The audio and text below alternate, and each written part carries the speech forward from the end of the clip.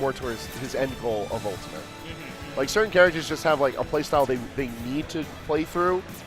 And Falcon is a bit one of those limiting characters where, like, yeah, you get to go off, you get to have fun combos with him, but it's like everything fits a fairly small flow chart. Yeah. It's rather limiting. It's just like, do ground movement until the opponent like really messes up, or you get like the solid read on their defenses, and then you get to be as creative as you want up until then. Oh, okay, Snake. Snake Trainer is a really fun matchup in my opinion, so I'm very curious to see how this one's going to pan out. Yeah, I mean, we saw Bushi up here earlier against Terex Cloud, if I remember correctly. Yes. And he had such a solid ledge play. I'm curious to see what we're going to see from Bankai to get around, especially when it comes to that situation of it's raining mortars, and then Bushi specifically covering them the roll get up as well. Yeah, the way that Bushi was playing the ledge, I thought was really smart in the previous set we saw from him, and that was a cute little combo. I like it.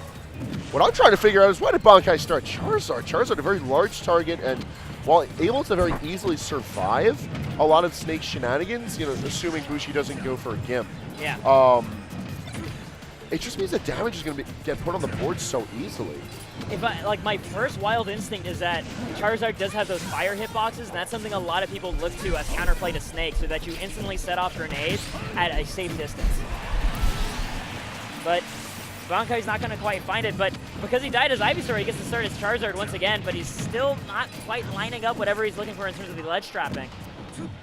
Yeah, it seems like a very deliberate plan for him to go in with Charizard, but Bushi seems super comfortable fighting against a big target. Like, look at this damage that's already racked up, like... Okay, that is one good thing, is the super armor on Fly to get past the Nikita is huge. A lot of characters just kind of have to take that hit if they don't have fast aerials to knock it out in front of them. Yo, everybody gets one. Everybody gets at least one. You're an animal, Bankai. All right. I would have had so much respect if that worked.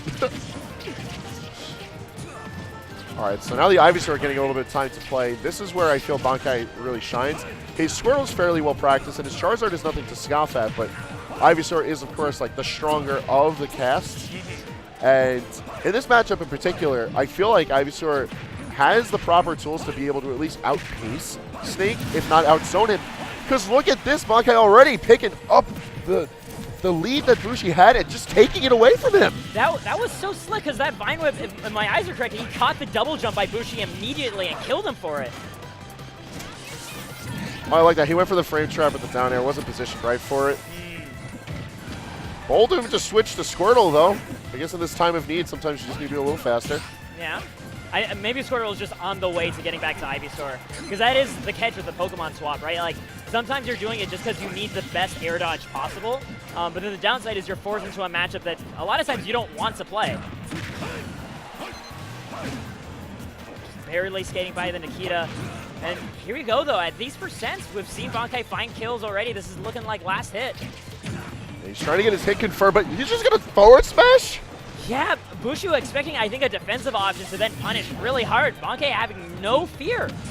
Yeah, any sane man would have gone for a safer option, but I guess we're just not going to roll like that. Fly not going to work that time to get through Nikita. Very well timed from Bushi. Yeah.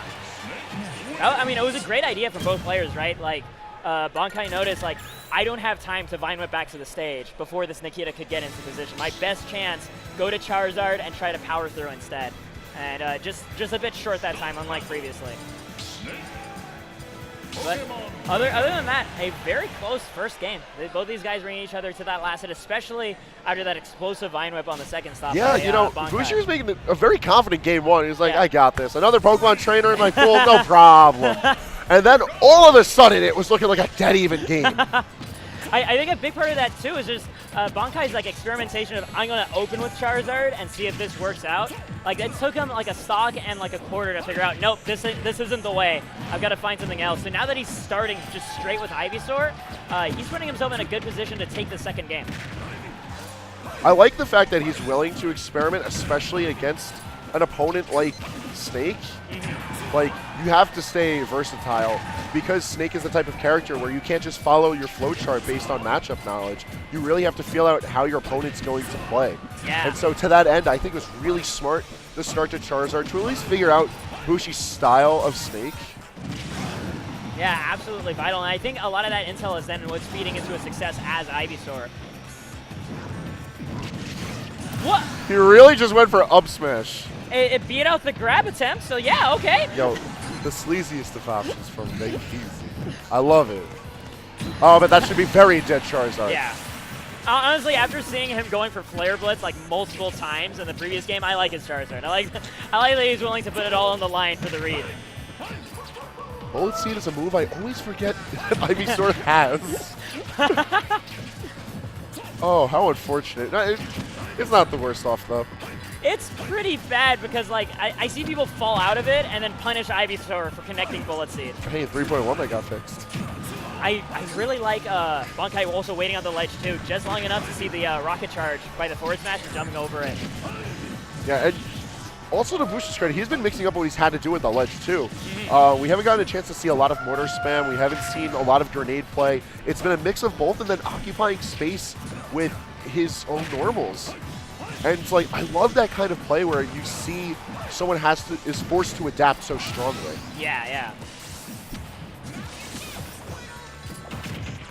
Almost getting past the entire invincibility by Bankai. I think Bankai was looking just to get back to Ivysaur as soon as possible. The tracer defense, okay. Every time I see Snake like get hit by one of his own explosives, it's just like a big comic mishap. Like, especially when the grenade is just chilling there. Yeah. Always funny. But nothing funny about this lead that Bushi's managing to surmount. Look at this. Already 100% up on Bankai. It is do or die with this Charizard here. Once again, Charizard outsmash being exactly what Bankai needs. At 116 though, like he needs to play so carefully. Man! Oh. You really got goofed on. Oh no! Bankai!